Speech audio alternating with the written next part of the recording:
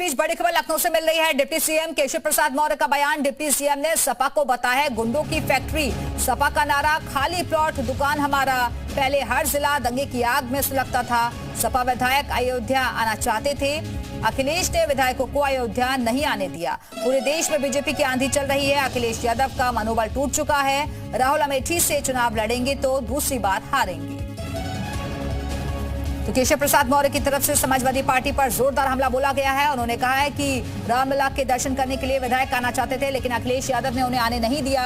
राहुल गांधी पर भी उन्होंने निशाना साधा है। कहा है कि राहुल गांधी अगर अमेठी से चुनाव लड़ते हैं तो फिर उन्हें दूसरी बार हार का सामना करना पड़ेगा।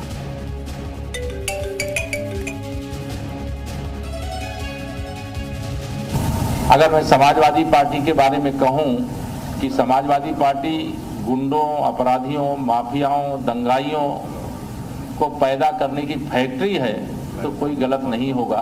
समय का एक बहुत प्रचलित नारा रहा करता था कि जिस गाड़ी में सपा का झंडा उस गाड़ी में बैठा गुंडा, और सपाइयों का नारा खाली प्लाट, खाली मकान, खाली दुकान हमारा। कहूं कि श्री अखिलेश यादव के 3 यार मोहम्मद आजम खां, अतीक अहमद और मुख्तार।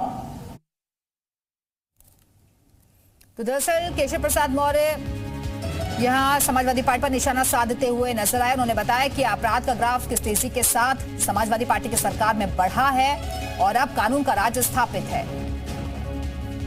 उन्होंने समाजवादी पार्टी को गुंडों की फैक्ट्री करार दिया। सपा का नारा खाली प्लॉट दुकान हमारा। पहले हर जिला दंगे की आग में सुलगता था।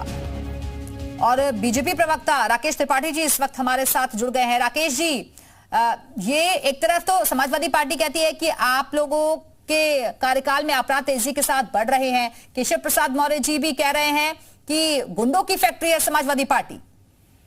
देखिए, ये सच है कि एनसीआरबी का आंकड़ा ये बता रहा है कि आज कैसे उत्तर प्रदेश में योगी आदित्यनाथ जी की सरकार आने के बाद से उत्तर प्रदेश में संगठित अपराध की कमर टूट गई है।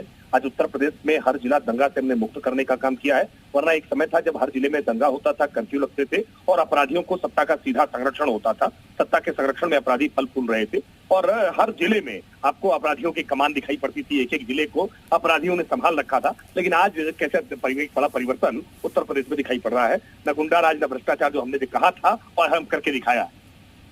राकेश जी, महिला सुरक्षा को लेकर भी तो डिंपल यादव ने कहा था। उन्होंने कहा था कि महिलाएं इस देश में सुरक्षित नहीं है। ये बड़े मुद्दे होने जा रहे हैं इस चुनाव में।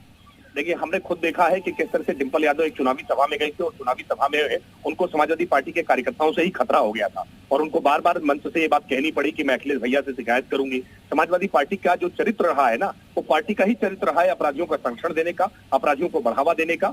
और महिलाओं के संदर्भ में किस प्रकार की महिला अपराधों के संदर्भ में उनकी किस प्रकार की सोच थी उसको व्यक्त करने का काम तो स्वयं मुलायम सिंह यादव जी ने किया था, जब कहा था कि लड़के हैं, लड़कों से गलतियां हो जाती है। उनकी सरकार में गायत्री प्रसाद प्रजापति जैसे मंत्री जो रेप के आरोपी थे, जिनके खिलाफ एफआईआर नहीं लिखी जा रही थी और सुप्रीम कोर्ट तक जाना पड़ा था एफआईआर लिखाने के लिए, ये सारे मॉडल है समाजवादी पार्टी के समय के, जो उत्तर प्रदेश की जनता को अब तक याद है। राकेश जी, शिवपाल यादव तो ये कह रहे हैं कि आप शगुन है बीजेपी के लिए। केशव प्रसाद मौर्य जहां भी जाते हैं वहां हार का सामना करना पड़ता है। लेकिन शिवपाल सिंह यादव तो इतनी हताशा में आ गए हैं कि बदायूं में चुनावी जनसभा में जनता को धमकाने का काम कर रहे हैं। वो धमकाने का प्रयास कर रहे थे कि जो उनको वोट नहीं देगा उसका वो बाद में हिसाब करेंगे।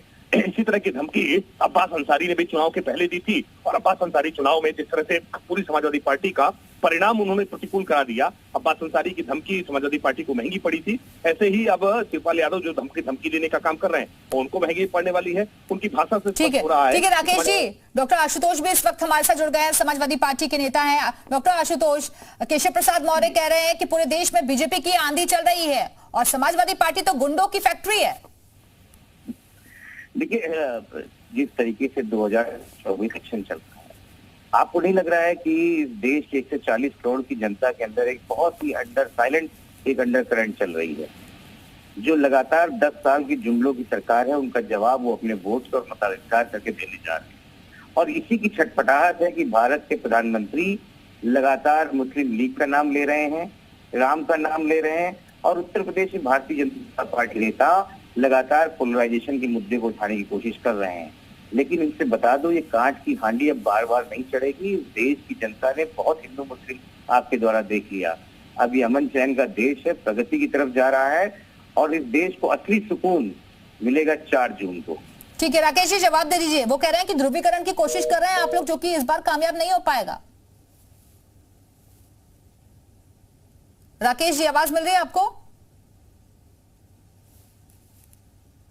राकेश जी, आवाज मिल रही है? ठीक है, आवाज उन तक नहीं पहुंच पा रही, एक बार फिर से जुड़ने की कोशिश करेंगे। डॉक्टर आशुतोष, केशव प्रसाद मौर्य ये भी कह रहे हैं कि पहले हर जिले में दंगे की आग सुलगती थी, लेकिन अब हम कानून का राज दे रहे हैं जनता को और भय मुक्त माहौल मिल रहा है। देखिए, उत्तर प्रदेश में कानून का राज कैसा है, अगर आप उत्तर प्रदेश में आइए और रहिए और यहाँ पे लोगों से पूछिए तो समझ लेंगे कि भय युक्त राज किसको कहते हैं, ये उत्तर प्रदेश का है। और रही बात भारतीय जनता पार्टी के बयानों का, इन बयानों का कोई मतलब नहीं है कि जनता इनसे कनेक्ट नहीं कर रही, इनके बयानों को सुन नहीं रही है। ये हताशा में जाके रूल जरूर बकना शुरू कर चुके हैं और देखिएगा जैसे जैसे चुनाव आएगा ये और उल्टे सीधे बयानों पे चलते जाएंगे। लेकिन जनता ने मन बना लिया है कि इस जनता को बेरोजगारी से मुक्त करने के लिए, इस जनता को महंगाई से मुक्त करने के लिए, इस जनता में जो ये माहौल खराब करने वाली पार्टी है, इनको ये वापस नहीं बेचेंगी जो 1980 में जहां। ठीक है, जनता का फैसला है जो कि 4